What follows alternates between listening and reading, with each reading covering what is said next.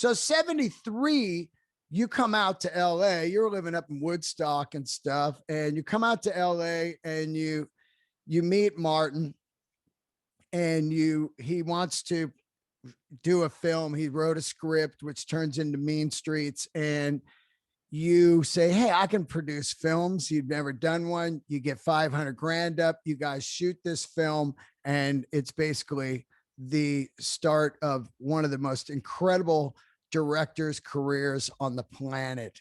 What was that like? First of all, Harvey Keitel, De Niro, you, Martin, insane.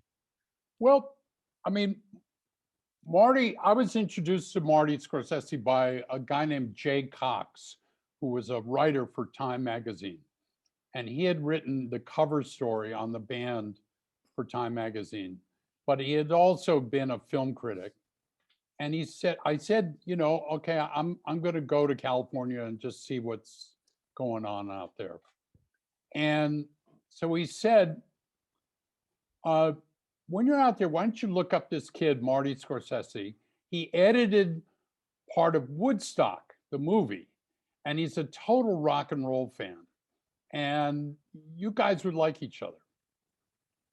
So I went out and I looked him up, and he came up to see me, and I had a house in Laurel Canyon, and he had this script called Season of the Witch. And he'd been trying to make it for 4 years. And I was so naive.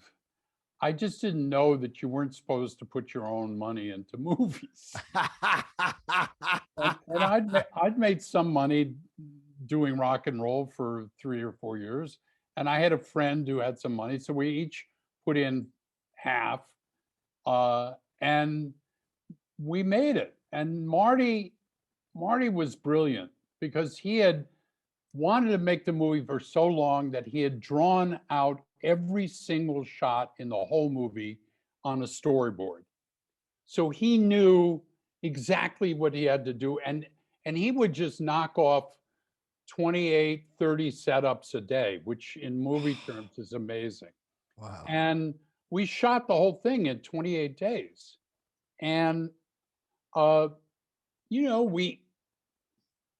we didn't know whether it was going to work or not, but when we finally had it finished, and Marty showed it to Francis Coppola, and he said, oh, this is really good and everything.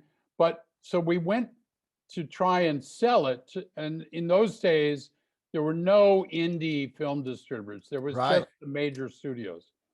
So we first took it to Universal and we showed it. And at the end, the guy said, well, this is not really for a major studio.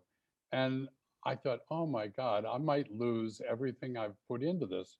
And then we went to Warner Brothers at lunchtime and we showed it, and they really liked it. And about 2/3 of the way through, the president of Warner's, his name was John Calley, started walking back from the front. And I thought, oh my God, we're going to lose. He's leaving. And he came and sat down next to me. He said, this is the best movie I've seen all year, but I got to take a leak. Would you mind stopping? So we stopped the movie. He came back. We finished the movie, and he said, we're buying it.